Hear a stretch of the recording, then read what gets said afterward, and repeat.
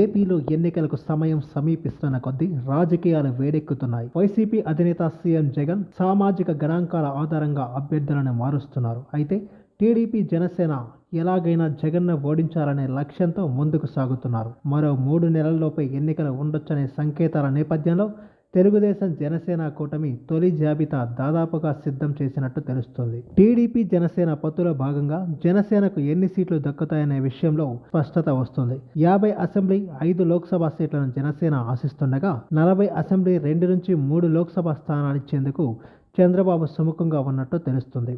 ఇందుకు అనుగుణంగా టీడీపీ 45 మందితో తొలి జాబితా దాదాపుగా సిద్ధం చేసినట్టు సమాచారం. అలాగే జనసేన కోరుకుంటున్న స్థానాల గురించి చంద్రబాబు సమాచారం సేకరిస్తున్నారు. జనసేన కోరుతున్న స్థానాల్లో ఆ పార్టీ ఎక్కడ బలంగా ఉందనే వివరాలు తెలుసుకున్నారు. ముఖ్యంగా ఉమ్మడి ఉభయ గోదావరి జిల్లాల్లో జనసేన బలంగా ఉన్న నేపథ్యంలో అక్కడే ఆ పార్టీకి ఎక్కువ స్థానాలు కేటాయించాలని తెలుగుదేశం భావిస్తుంది. అందుకే ఈ 2 ఉమ్మడి జిల్లాల నుంచి టీడీపీ నేతలు త్యాగానికి సిద్ధం కావాలని సంకేతాలిచ్చారు. సంక్రాంతి నాటికి టీడీపీ తొలి జాబితా ప్రకటించవచ్చని సమాచారం.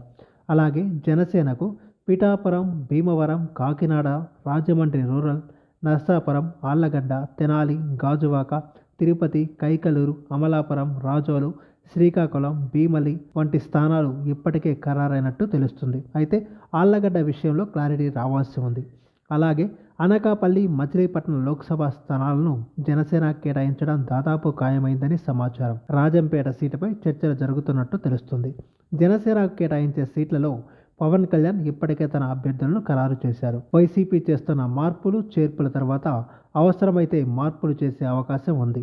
పవన్ కళ్యాణ్ భీమవరం నుంచి పోటీ చేయడం దాదాపు ఖాయమైంది. దానితో పాటు తిరుపతిలో పవన్ పోటీ చేయనున్నట్టు తెలుస్తుంది. అలాగే కాకినాడ సీటు నుంచి కూడా పవన్ పోటీ చేస్తారని ప్రచారం జరుగుతుంది.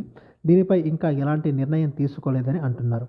ఇప్పటి వరకు ఖరారు చేసిన జాబితా చూస్తే నెల్లిమర్ల లోకం నాగమాధవి, గజపతిపురం పడాల అరుణ, గాజువాక సుందరపు సతీష్, భీమలి పంచకర్ల సందీప్, పెందుర్తి పంచకర్ల రమేష్ బాబు, యలమంచలి సుందరపు విజయ్ కుమార్, ముమ్మడివరం పితాని బాలకృష్ణ పేర్లు దాదాపు ఖరారైనట్టుగా సమాచారం.